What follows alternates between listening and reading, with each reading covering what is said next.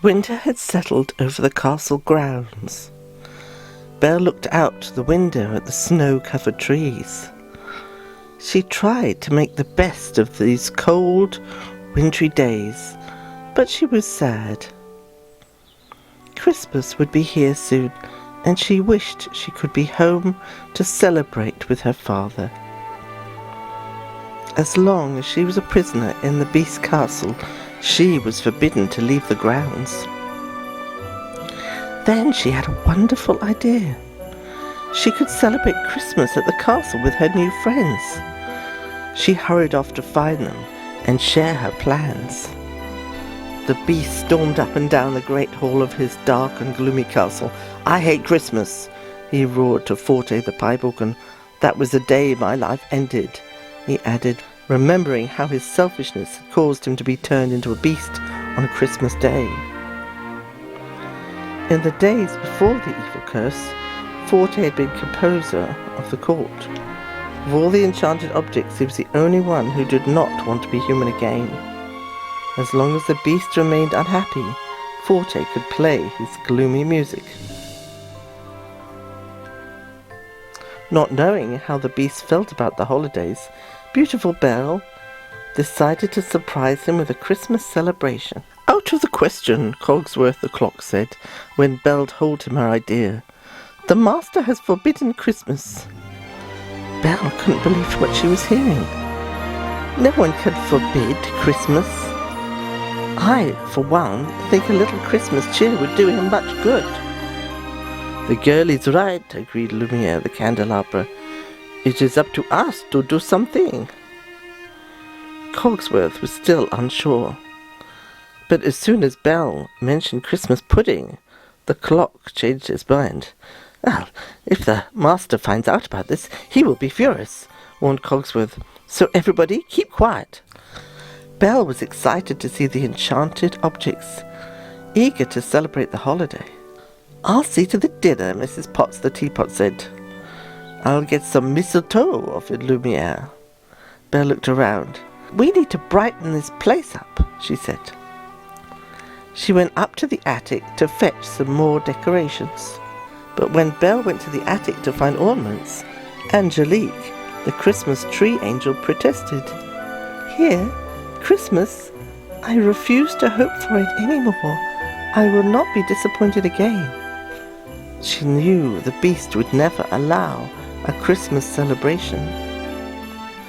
Despite Angelique's warning, Belle continued to decorate. She also found some candles and festive Christmas balls to hang from the branches. With the help of her friends, Belle hung the ornaments around the castle. It was finally starting to look and feel more like Christmas. Chip, the teacup, could hardly contain his excitement. "We're going to have the greatest Christmas ever!" he exclaimed. The surprise didn't last long, though. When the beast found out, he growled with anger. "I hate Christmas!" he roared to Forte, the pipe organ. Forte was the only one who understood how upset the beast had been since the curse had been placed upon the castle. The beast had once been a handsome prince, but one day he had refused to help an old woman. When she saw his selfishness, she turned him into a beast and all of his servants into enchanted objects. Before the magical curse, Forte had been the court composer. None of the other servants had liked him or his music, but they had always listened politely. Now that the beast was unhappy, Forte could play sad songs all the time. The beast often came and sat by the fire and listened to the music. Forte liked that he was important to the master. He didn't want that to change. Next, it was time to find a Yule Log. Belle went to the boiler room and looked around. Finally, she found one she liked. Just then the beast stormed into the room. He snatched the log out of her hands. "It's a Yule Log," Belle said. It's a wonderful tradition. Everyone in the house touches it and makes a Christmas wish." "Wishes are stupid," growled the beast. "You made a Christmas wish last year. Is this what you wished for?" "No," replied Belle, "but I will keep wishing. And when the log is burned on Christmas morning—" "There will be no Christmas," shouted the beast. "I am the master here." Belle was upset, but she decided to continue with her Christmas plans. The next morning she and Chip set out to find a tree. They were looking for one that was tall and wide, but all the trees near the castle were too skinny or small. Belle had brought along an axe just in case. She decided to bring back one of the small trees. It would have to do if she couldn't find anything else. When Belle returned to the castle, she heard Forte playing his music. She went to see him. Forte didn't like Belle. He wanted to get rid of her so the witch's curse would never be lifted. That meant he would always get to play his sad music. The organ asked Belle how the Christmas plans were coming. Belle told her that she wished she could find the perfect tree to decorate. Forte told her to go to the Black Forest, even though he knew it wasn't safe. Belle looked out the window. The dark forest was in the distance. It looked dangerous. "But I promised the beast I would never leave the ground," said Belle. "I gave my word." "Never mind that," lied Forte. The tree was always his favourite part of Christmas. That was all Belle needed to hear. She and Chip the teacup set out for the forest, followed reluctantly by Fife the flute, who was part of Forte's wicked plan. A little later the beast began to look around the castle for Belle. He couldn't find her anywhere. He looked in his enchanted mirror. "Show me the girl," he ordered.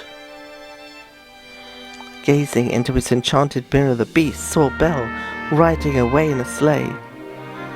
"I didn't think she'd leave me," he said. The beast felt very sad, for he loved Belle dearly. Forte was pleased to see his plan was working. The beast was furious with Belle. "I'll bring her back," howled the beast. He stormed through the castle, destroying all the Christmas decorations. Forte tried to convince the beast that he was better off without her, but it was no use. His master was not ready to let the girl go. The beast went after Belle, determined to bring her back.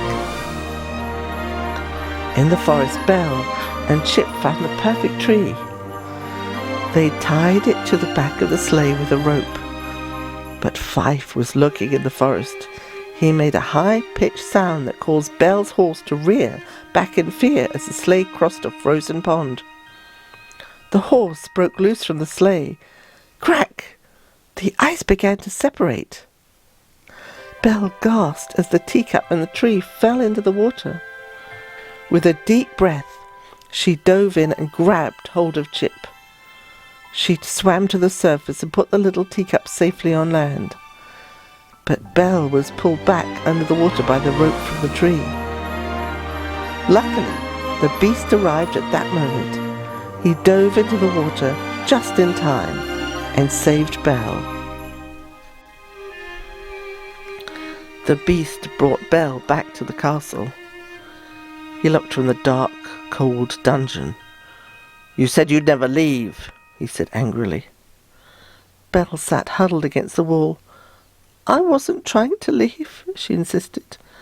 "I just wanted to make you happy." The beast wouldn't listen, though. "You broke your word, and for that you will rot in this dungeon forever." Then he slammed the door behind him. Belle cried quietly. "I should have known you'd never be anything but a beast."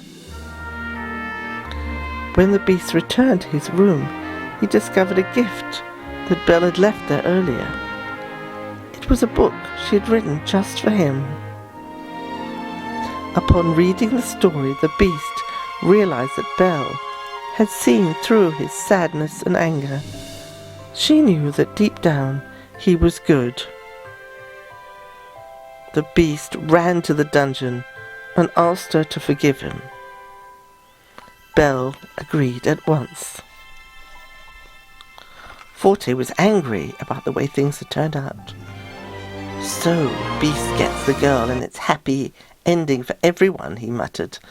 Enchantment lifted and Forte fades into the background. No longer important, no longer needed. I think not.